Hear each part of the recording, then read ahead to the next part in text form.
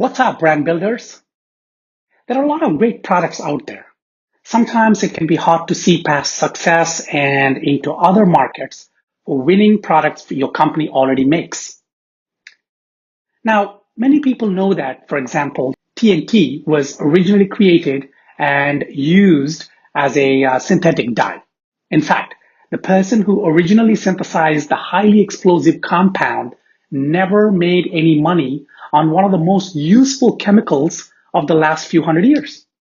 So ask yourself, could I be selling my product or service into a different existing market?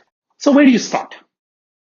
It all begins with analyzing what is working for your products right now. Your company has a popular product or service because it is doing something well. Your customers love what your company does for a reason, and you should be able to figure out what that is.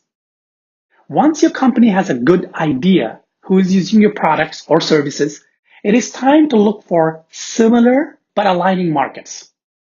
If your company has a ripping, for example, SaaS business, then look for other markets that could benefit from a similar platform. If your regional bakery has a line out the door for hours every morning, it could be time to look for other places that your business model could thrive. Regardless of what your company does, the search for new markets will always start with looking at who is buying your products right now and why they're popular. So where are your new customers?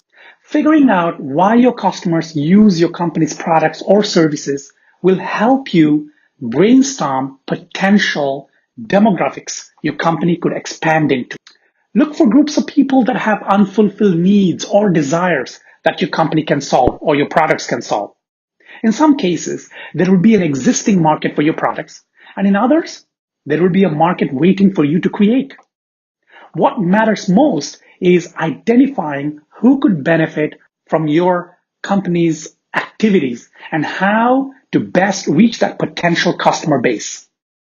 For example, if there is a neighborhood that has a similar demographic to the one that your super successful bakery is in, it would be a candidate for opening up another location. Your company would want to look and see if there were any competing bakeries in the area and see what kind of people they were attracting. The buyer persona. Persona means mask in ancient Greek. And when your company looks into new market, it needs to put a mask on demographics. To some degree, almost everyone can be classified along socio-economic lines, and your brand should already have a good idea who buys your products. If your company works in the B2B sector, your sales department will be a wealth of information. Your team should identify who your customers are and why they use your product or service. This process should be a snap for those of you who have companies in the B2C sector, because you should already have loads of market research. So the real question is there another market that is actively seeking a solution to a problem that you solve or your products solve? In most cases, the answer will be yes. What will be less certain is whether or not there is another company or brand that is already solving that problem. For most demographics, there will be a mix of people who are looking for a solution and people who would gladly accept a solution if one were presented to them. For companies that work in the B2B world, consider if your product would deliver a more comprehensive solution that accomplishes more than the competition, create a faster, easier solution, would be less expensive solution. For those of you who work in the world of B2C, think about if your product will perform better than that of the competition. Is your product easier to use? Does your company or brand offer a product that is less expensive than other options?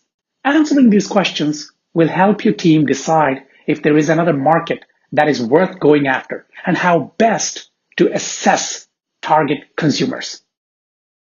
Seeing through their eyes. Be sure to consider this question from the context of your market rather than from your viewpoint.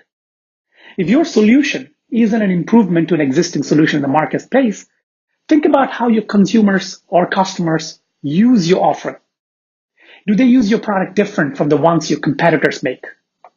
Think about the basic features. What you're looking for is a difference that can create new ideas about how your product would work in other markets. Now, think about what your customers value most when they buy from you. What are the factors in your potential customer's decision to purchase that product or service? What are the factors in your potential customer's decision to purchase? Where are the new markets? The personas your team creates will direct what is identified as the location of a new market. After you've created a customer view, think about other markets you could pursue. Consider your market profile and the personas you've created. Ask your team these questions and work out specific markets that these personas might cater to. What are the types of companies have problems similar to those of your customers? Focus on your potential customers' core needs and the solution your product or brand delivers. Brainstorm other industries, locations, departments, and demographics that would benefit from the product or service that you already supply. Once you have a good feel for who might be interested in your product or service, consider these ideas specifically. Could companies whose problems are similar to those of your current customers use your product? Or is your solution scalable as well? Are there any other ways your product or service could be used? If your company is in the B2B sector, could a company in another growth stage benefit from your product? For B2C, would your company be able to market to a different demographic? Can you create a version that meets the needs of the companies or people who have a different spending profile? What other industries or demographics could use your product? Are there other geographic markets that we can market to? Can your product be used by a different department or decision maker within a company, family? Would they buy from you? Or are there other ways your product can be used, like the TNT example? Are there additional features or benefits that offered by a different company that you could partner with and help launch your product? Are there segments or personas similar to your brand or company in other industries? This may be difficult to ascertain. Don't hurry the research on this one. Clearly, the answers to these questions will be dependent on your current market and potential demographics that you're considering. Your company or brand may want to consider buying market reports to save time or enlisting the help of a research firm that specializes in a potential market your team has identified. Have a look at the marketplace. Do your best to evaluate the number of potential customers in the new market you're considering. This will help your company decide if the potential revenue will justify the risk of trying to enter that market. What do your target customers in your new market have in common? If B2B, think in terms of company size, annual revenue, the number of employees. If B2C, list the demographics. How many companies' products are already selling in the market? These are important considerations as they will help determine your positioning strategy and how you will evaluate the potential for growth in a young market. By now, you should be pretty sure about the market you're going to pursue. Penetrating a new market is time-consuming and requires careful planning and asset collection. So you or your team should start by organizing your high-level requirements for each potential market to pursue.